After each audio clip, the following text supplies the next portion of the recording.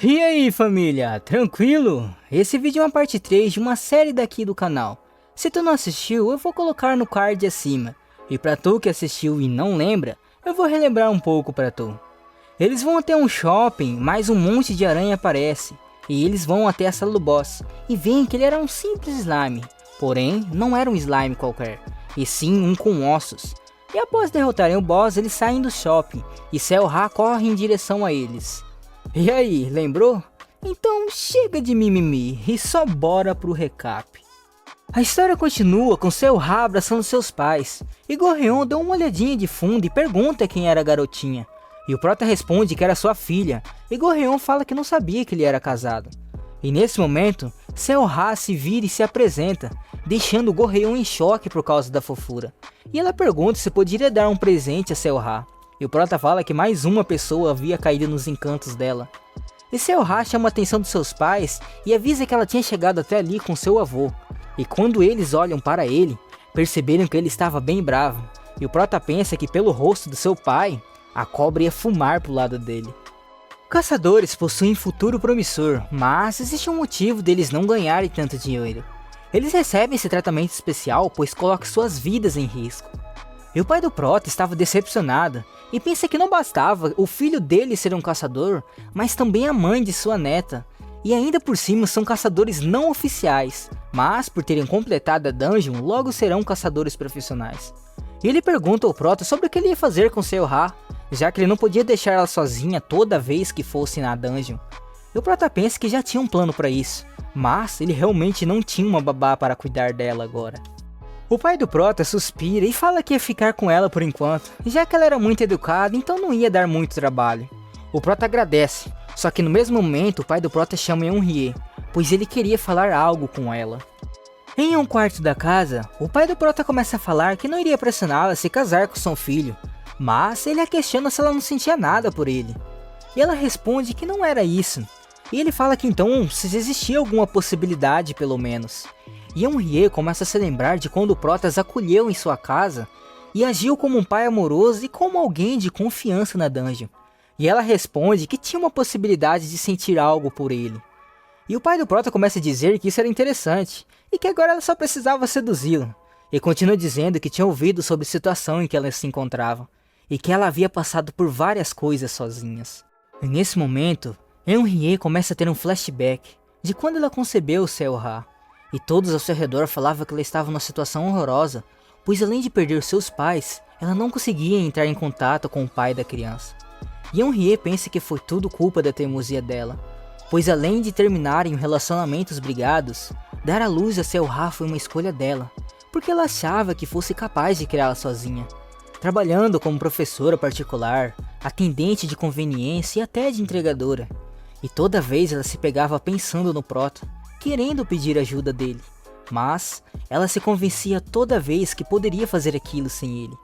Até que então a situação tomou um rumo difícil, e novamente ela havia considerado pedir ajuda para ele, só que ela pensou que talvez já era tarde demais. Mas, mesmo assim, ela continuou a criá-la sozinha. Porém, Cell-Ha despertou seus poderes, e Eunhye ficou apavorada com os olhares que as pessoas tinham sobre ela e sua filha. E ela ainda achava que precisava cuidar da Cell-Ha sozinha. E pingos de choro começam a cair. E o pai do Prota começa a falar que sabe que Cell-Ha era filha dela, mas que também era filha do Prota. E por isso ela poderia contar com ele sem precisar fazer tudo sozinha, pois eles eram uma família. Ele continua dizendo que ela poderia contar os problemas que tinha ao Prota, pois com certeza ele desejava que ela fizesse isso. Eunhye sai do quarto e o Prota percebe que ela estava chorando e pergunta para o seu pai o que tinha acontecido. E ele responde que não fez nada e Eunhye concorda. Então, ele pergunta ao Prota o que eles iam fazer a partir de agora. E o Prota responde que estava na hora de eles se prepararem para o teste de licenciamento. A cena muda por uma cidade toda cercada de gelo, e o Prota se pega no meio dela tremendo de frio. E enquanto caminhava ele nota uma coisa, e se pergunta se era Cell-Ha do futuro. E ela começa a se virar e pergunta do porquê ele não ter feito aquilo, de não estar a salvando. O Prota não falou nenhuma palavra, talvez ele estivesse fisicamente incapaz de falar, ou talvez ele não conseguiu inventar uma desculpa. mas ele não fez nada além de encará-la. E Sayori começa a perguntar ao prota se ela não era deplorável, e por isso ela o desprezava, pois aquilo era culpa dele.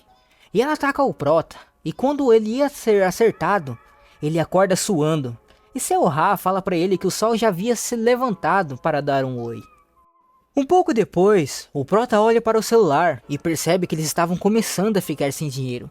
Mas assim que eles conseguirem tirar a licença de caçador, provavelmente iriam conseguir um pouco de dinheiro. No entanto, vão ficar com quase nada, já que eles tinham de pagar o dinheiro do exame. Yeonhye pergunta o que eles estavam fazendo, e o prota fala que era terapia Sayori. Ela fala para eles saírem da cama, pois eles tinham acabado de comer. E de repente, uma notificação toca no celular do prota. Ele se pergunta o que era aquilo, e ele percebe que tinha recebido 1 milhão de won. Yeonhye diz que também tinha recebido, e no mesmo instante o celular dela toca. E Gon-Heon pergunta se o dinheiro tinha chegado na conta dela. Yeonhye questiona de onde que ela tinha tirado aquele dinheiro. E Gon-Heon diz que era do loot da dungeon do shopping, e já que eles ainda não eram caçadores, a guilda dela havia repartido o loot. E Yeonhye pergunta o que era loot. E o prota responde que é os materiais extraídos dos monstros. E Gon-Heon pergunta se o dinheiro também havia chegado na conta dele. E ele responde que 1 milhão era muito. E Gon-Heon diz que aquilo não era nada, pois caçadores licenciados ganham muito mais que aquilo.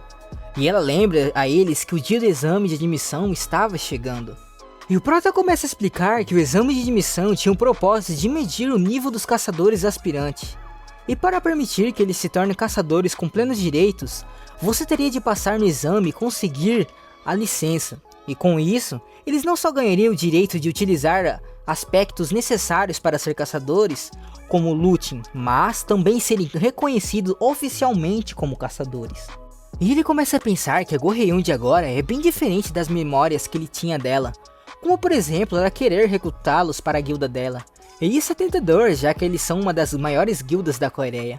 E o prota pensa que com aquele dinheiro, eles não teriam mais de se preocupar com os gastos.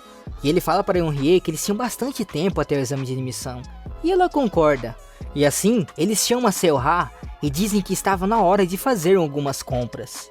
Mudando de cena, Sayori deseja boa sorte no exame aos seus pais, deixando eles entusiasmados. E Yeonhye pergunta ao prota se ele ia ficar bem, já que ele passou tanto tempo treinando para o exame. E o prota responde que já estava bem, já que ele tinha estudado com antecedência.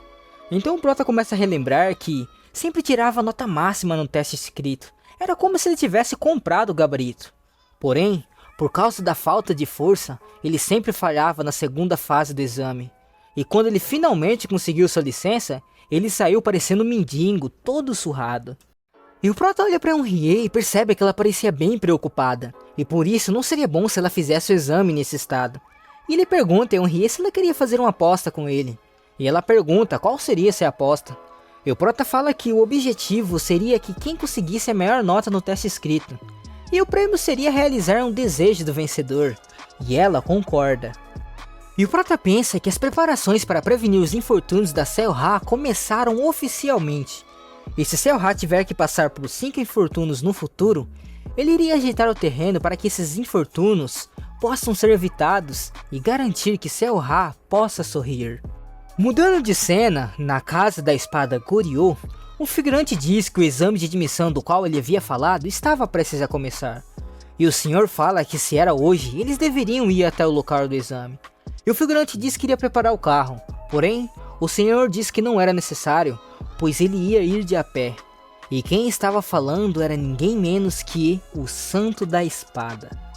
Mais tarde, no exame de admissão, o prota relembra que eles haviam passado no exame escrito e eles passaram para a segunda fase sem muitas dificuldades. E o professor começa a explicar que há um monstro artificial no campo dos exames que consegue imitar um monstro normal, que é chamado de Pedra da Simulação. E eles passariam caso eles conseguissem caçar um monstro dentro do tempo limite. E os olheiros de várias guildas vão estar assistindo na sala de observação. E por isso, essa poderia ser uma oportunidade de serem recrutados por uma guilda. E se eles não tinham mais do que perguntar, o participante número 1 já iria proceder com o teste.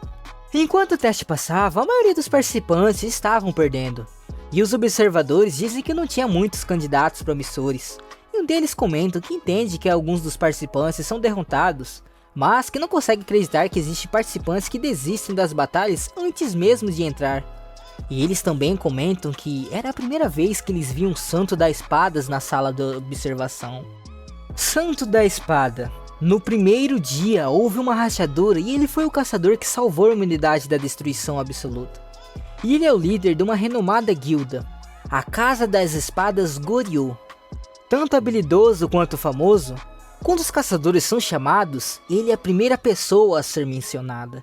E os observadores das outras guildas começam a ficar para baixo, dizendo que o Santo da Espada com certeza iria pegar todos os talentosos. E já que ele estava ali, qualquer um iria escolher a guilda dele ao invés das outras.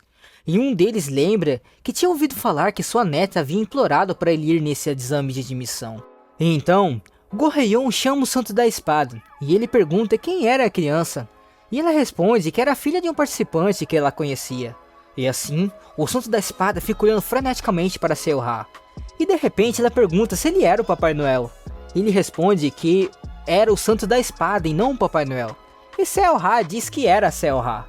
E Gorreion pergunta ao Santo da Espada do que ele achava dos participantes. Ele responde que parecia um show de horrores, mas que o participante que a vida acabado de terminar foi interessante. E Seoha percebe quem era, e fala que era a sua mãe. Após o exame, o prota diz a Eunhye que ela mandou muito bem, e ela disse que tinha treinado bastante e que agora era a vez dele. Então, o prota se posiciona no campo do exame e começa a carregar sua mana, e pensa que ele deveria terminar aquilo rapidamente. E um anúncio é feito e então o exame se inicia. Os observadores começam a se perguntar do porquê ele estar parado sem se mexer. Porém, o Santo da Espada entende o que ele estava fazendo. Aquilo era a aparência de uma pessoa que estava analisando a situação e o oponente durante a batalha. E no mesmo momento, o Golem dá um ataque. Porém, o prota desvia. E ele descobre que existe uma fraqueza na pedra de simulação durante os inúmeros exames em campos antes da sua regressão. O Golem, que é um imitado pela pedra de simulação, tem uma lacuna extraordinariamente grande em sua armadura. Gorreion começa a se perguntar o que o prota estava fazendo e se aquilo era uma nova estratégia. E ela fica surpresa, pois ele tinha pulado nas costas do Golem e atacou-as juntas. E no mesmo instante ele chuta a lança, abrindo um buraco nas costas. E assim, ele tira o núcleo do Golem. E os observadores e Gorreion ficam surpresos. O Golem começa a rachar e o prota desce. E o anúncio que o exame havia sido terminado foi emitido. O Santo da Espada comenta que identificar a fraqueza é uma coisa, mas pensar em uma estratégia para retirar o núcleo assim é algo de uma pessoa realmente talentosa.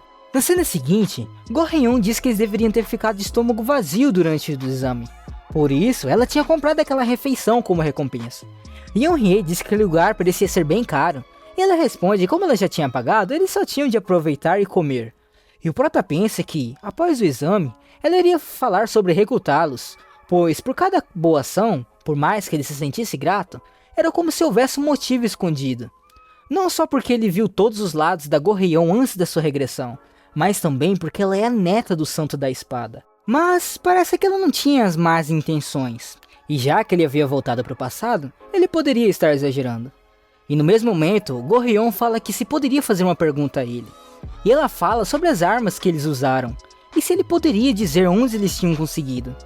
E o prota pensa que, no momento em que ele apresentar Kang Sheol, Gorreion naturalmente vai falar para o seu avô. E assim, a primeira geração, o primeiro caçador, Santo da Espada, e aquele que se tornará o maior ferreiro no mundo, estarão juntos. Mas isso é algo que deveria ocorrer muito mais no futuro.